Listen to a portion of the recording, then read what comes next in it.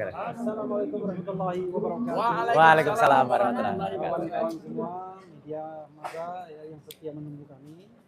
Hari ini adalah sidang yang kedua untuk rapid yang ketiga. Ya. Rapid ini seperti yang kawan-kawan ketahui bicara mengenai ganti rugi. Nah, kalau kita bicara ganti rugi itu ada dua unsur sebetulnya. Ada unsur yang sifatnya subjektif, ada unsur yang sifatnya objektif.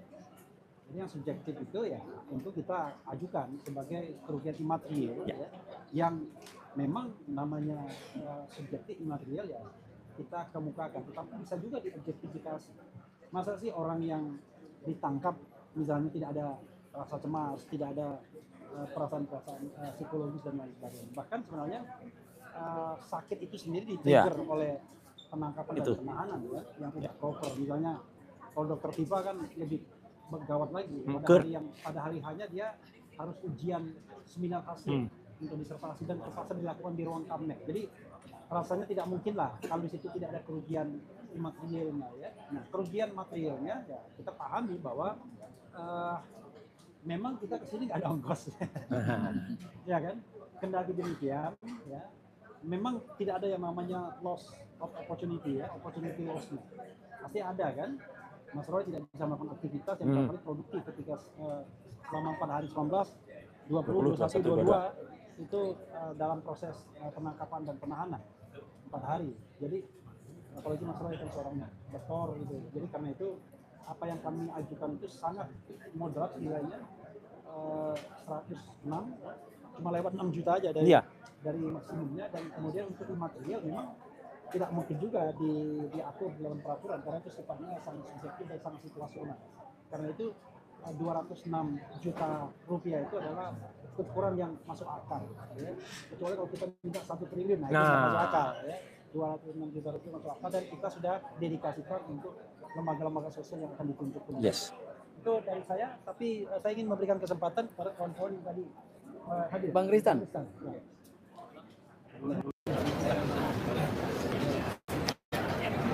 Jadi setelah kita mendengar jawaban dari Polda, penyidik Polda dalam hal ini termohon, intinya adalah mereka menyatakan putusan pra peradilan pada tanggal 7 Juli kemarin, di mana ada upaya pra peradilan yang kita lakukan, diputus bahwa upaya peradilan yang dilakukan baik penahanan, penangkapan, penggeledahan itu dinyatakan tidak sah. Itu mereka menyatakan bahwa tidak serta-merta ada ganti kerugian. Itu tadi poin pokoknya secara garis besar. Tadi sudah disampaikan oleh Pak juga material apa segala. Padahal kalau kita melihat bahwa putusan pra peradilan kemarin pada tanggal 7 Juli bahwa benar dinyatakan putusan peradilan itu dinyatakan baik secara substansial maupun secara prosedural dan abuse of power itu sudah dilakukan oleh penyidik, sehingga putusan peradilan kemarin dinyatakan tidak sah. Sehingga ganti rugi daripada ini melekat secara sah pada undang-undang, sehingga kita melakukan upaya peradilan hari ini. Jadi apa yang dikatakan oleh penyidik tadi tidak serta-merta itu tidak benar, gitu ya. Karena memang ada putusan undang-undang juga menyatakan bahwa apabila ada penuntutan penahanan dan juga penahanan dan penangkapan dapat dilakukan ganti rugi atas apa yang telah dilakukan oleh penyidik dalam hal ini Polda.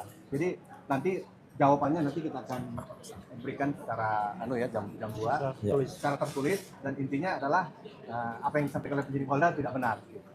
Oke. Daripada yang lainnya. Terima kasih. Mbak Aya. Ya, Mbak Aya dulu. Assalamualaikum warahmatullahi wabarakatuh. Waalaikumsalam. Ya.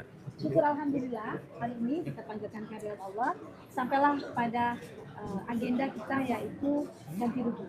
Seperti yang sudah dipaparkan oleh rekan kita, Bung Eka dan rekan kita yang lain, Ristan, bahwa betul adanya bahwa ganti rugi ini memang hakikatnya diatur oleh undang-undang. Bukan serta-merta kita yang mau. Bukan kita yang mau, tapi memang undang-undang memerintahkan itu. Apalagi ada dasar hak, alasan hak yang memang pantas dan patut untuk diajukan ganti rugi. Seperti tadi yang diceritakan oleh rekan kita Bung RH bahwa ada traumatik, ada rasa kecemasan di sana di saat penangkapan. Jadi sudah pelanggaran-pelanggaran hukum di sana. Jadi untuk itu mungkin kalau akhirnya termohon menyatakan ini patut ditolak dan lain sebagainya, ini sudah tidak memenuhi aturan hukum sebenarnya. Malah justru termohon harus menyadari bahwa aturan ini memang ada di dalam aturan undang-undang dan ini wajib dan harus ditaati oleh peraturan. Dan apalagi putusan kita yang kemarin itu sudah melandasi bahwa diperintah dan boleh kita mengajukan itu di dalam pra-peradilan selanjutnya. Dan untuk itu sekali lagi saya mengucapkan terima kasih pada rekan-rekan yang hari ini masih setia mendampingi kita, menyertai kita, membersamai kita. Mudah-mudahan semua perjuangan yang sudah dilakukan oleh para YouTuber, para TV nasional, mudah-mudahan semua mendapatkan jalan yang baik di sisi Allah. Mungkin itu saja ya. Amin. Saya tambahkan sedikit ya sebelum Gafur. Jadi gini, ada satu poin tadi soal kewenangan. Kata termohon bahwa majelis hakim tunggal tidak mempermasalahkan bahwa itu tidak berwenang, tetapi penggunaan kewenangannya. Iyalah, nggak mungkin juga kan seorang penyidik tidak berwenang, karena kewenangan itu diatur undang-undang. Ya. Tetapi siapapun di Republik ini, kalaupun Anda punya kewenangan, dan pasti ada, setiap penyidik pasti ada kewenangan yang diatur undang-undang, tetapi Anda tidak boleh sewenang-wenang dalam menggunakan kewenangan tersebut. Nah, itulah adanya lembaga pra-peradilan yang dimasukkan sebagai kontrol atau alat kontrol bagi kekuasaan. Jadi Anda punya kekuasaan yaitu untuk menahan, sebelumnya menangkap, sebelumnya melakukan penggeledahan, tetapi penggunaannya tidak boleh sewenang-wenang. Nah, salah satu ciri tidak sewenang-wenang itu harus ikut tata cara yang ditentukan oleh peraturan perundang-undangan. Dan kalau tidak mengikuti tata cara yang ditentukan oleh peraturan perundang-undangan, maka bisa dikatakan itu adalah sebuah tindakan yang tidak sah, atau tindakan yang ilegal, atau tindakan yang tidak sah. Gitu ya. Oke, silakan. Ya, Bung Gafur. Ya, sebelum Mas Roy ya, barangkali saya mau memberikan beberapa catatan saja bahwa dalam jawaban yang disampaikan oleh Polda Metro Jaya, pertama mereka tidak mengakui adanya kekeliruan dalam hal penangkapan, penahanan, dan penggeledahan.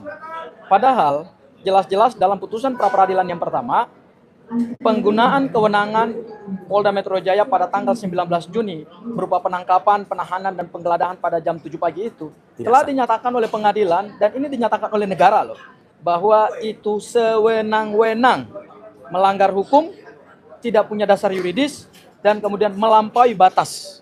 Kenapa melampaui batas? Karena Mas Roy dan Bu Tifa sejatinya sejak dilaporkan oleh Pak Jokowi selalu patuh, kooperatif, bahkan pada saat menjalani kewajiban wajib lapor di Polda Metro Jaya, pernah pun mereka manggil, dan itulah yang menjadi dasar kenapa penangkapan, penahanan, dan penggeledahan itu dinyatakan batal atau tidak sah. Tetapi hari ini lagi-lagi Polda Metro Jaya masih mempertahankan argumentasinya bahwa meskipun pra-peradilan itu telah menggugurkan penangkapan, penahanan, penggeledahan, tetapi mereka menyatakan lagi dalam jawaban mereka tadi bahwa enggak kok, kami menggunakan berdasarkan kewenangan yang diberikan undang-undang. Loh, tadi kan kata Bang Erha, kewenangan benar sesuai dengan undang-undang, diberikan oleh undang-undang, mohon maaf, tapi sewenang-wenang. Makanya lembaga pra-peradilan ini mengontrol hal demikian. Itu hal yang pertama. Hal yang kedua terkait dengan ganti rugi. Ganti rugi itu adalah mandatori undang-undang.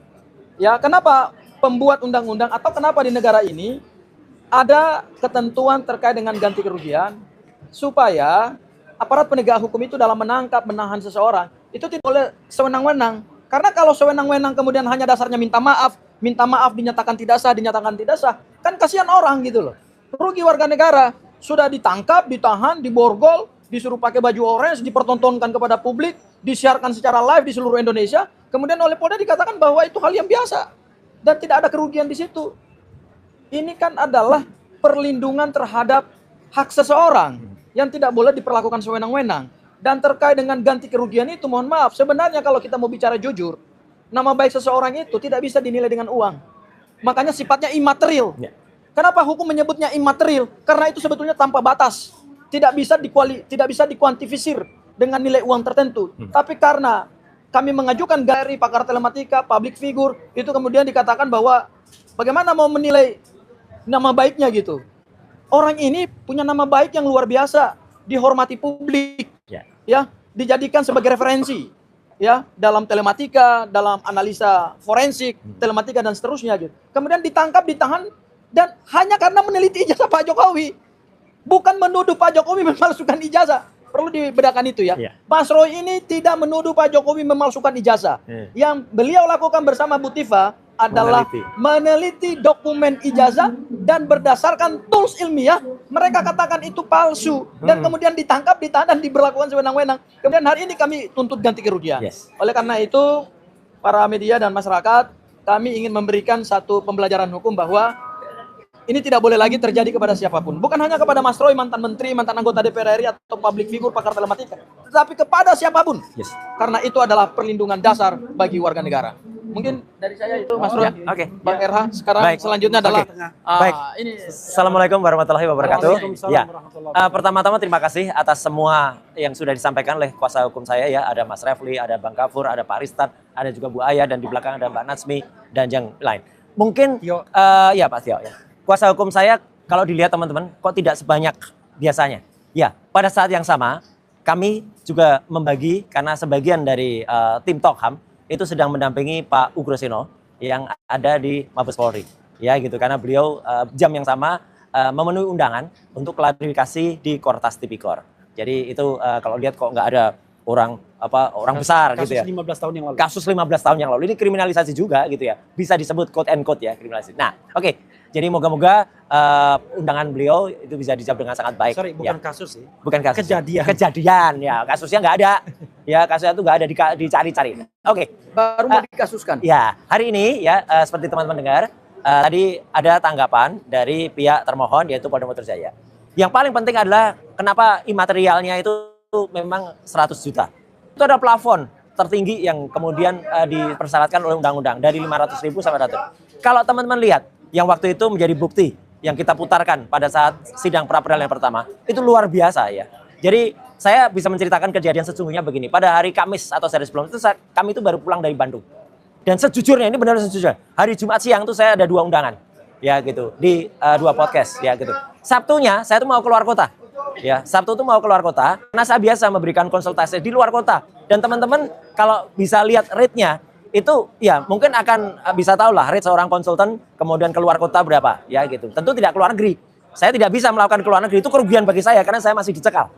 Dan itu saya bocorkan dikit. Soal pencekalan itu ya mungkin itu akan kami permasalahkan juga. Karena nanti kita tunggu saja tanggal mainnya. Ya. Nah, jadi hal-hal itu yang kemudian tidak terukur ya kalau dari sisi keuangan. Kemudian yang imaterial, kalau yang tadi kan material ya ada 2 podcast, kemudian ada undangan TV juga. Kemudian ya undangan TV, terima kasih teman-teman. Saya menghargai teman-teman semua ya. Tentu tidak akan saya bocorkan berapa yang didapatkan sebagai uang transport. Tapi artinya kalau kemudian undangan konsultasi keluar kota, itu tentu ada yang lain. Dan harusnya saya bermalam di kota itu. Ya, dan kemudian saya harus menginap di tempat lain, bukan di rumah. Perkara menginapnya itu di rumah sakit, itu justru karena akibat dari kadar gula saya yang tiba-tiba melonjak sangat drastis ya. Gitu, hampir mencapai 400 dan juga tekanan darah saya yang hampir mencapai 200. Itu tidak pernah terjadi kayak gitu. Ya itu gara-gara itu kalau dinilai ya poin materialnya sangat tinggi itu. Apalagi kalau kemudian seperti Dr. Tifa yang tadi Mas Refli lakukan. Pada saat itu beliau Polda Metro Jaya di ruangan taktik ya, itu luar biasa bagaimana pemaksaan terhadap saya dan Dr. Tifa menggunakan baju orange ya. Pemaksaan menggunakan borgol ya dan mau dipertontonkan. Padahal itu dalam KUHP yang baru itu sudah tidak diperbolehkan. Makanya kan teman-teman nggak bisa lihat lagi sekarang misalnya kalau di KPK pengumuman kemudian tersangkanya disuruh pakai baju hadap ke belakang itu nggak ada lagi karena itu nggak boleh lagi. Nah itu melanggar hak asasi manusia ya dan itu mau dilakukan dengan cara yang lain. Jadi seolah-olah saya kemudian keluar pakai baju masuk mobil dan itu kejadian celana pendek saya harus pakai celana pendek ya karena memang di takti itu nggak boleh pakai celana panjang karena ada kasus kejadian yang lain sahabat kita pakai celana panjang dipotong celananya ya gitu langsung ya karena di sini. Nah kemudian kejadian yang brutal lainnya adalah ketika di rumah sakit. Ya di rumah sakit Polri pada hari Minggu malam itu kami mau dibawa paksa ya pulang ke Polda Metro Jaya ke Takti. Itu luar biasa brutalnya ya teman-teman juga bisa lihat ya videonya juga ada. Jadi nilai itu tidak bisa dinilai secara uang ya. Itu sangat tinggi nilai imaterial. Jadi makanya saya berharap Hakim Tunggal ya Pak I Ketut Darpawan ya itu bisa mempertimbangkan. Memang saya mohon keputusan terbaiknya. Jadi karena itu tidak bisa dinilai dengan uang ya. Nanti kita jawab Mas Roy dalam nanti dijawab. Dan nanti jam 2 kita akan menjawabnya dalam replik ya. Replik Harun nanti kita jawab ya. Dan Jadi, dengan kaos. Dan dengan kaos. Oh, kaosnya ini langsung menjawab ya. Jadi makanya kalau nggak bisa dinilai dengan rupiah ya repot ya. Kalau nggak bisa dinilai dengan rupiah, nilai saja dengan dolar saja. Ya, gitu. Ya, itu ya. Maka ditahan. Karena apa? Karena tidak satu rupiah pun yang akan kami terima. Ya gitu. Makanya dolar juga nggak apa-apa ya. Lihat nih, tersenyum dari Washington melihat apa dolar yang ada. Ya, saya kira itu aja. Ya, jadi kita tunggu nanti jam 2 siang ya replik atau tanggapan dari tanggapan kita. Dan nanti mungkin ada duplik juga dari mereka ada ngejawabnya. Jadi hari ini maraton sangat panjang dan di saat yang sama sekali lagi kita mendoakan moga-moga Pak Ugroseno ya sebagai senior kita itu bisa menjalani undangannya di Kortas Tipikor di Mabes Polri. Saya kira itu teman-teman, sekali lagi terima kasih atas kehadirannya. Cukup ya. Wassalamualaikum warahmatullahi wabarakatuh.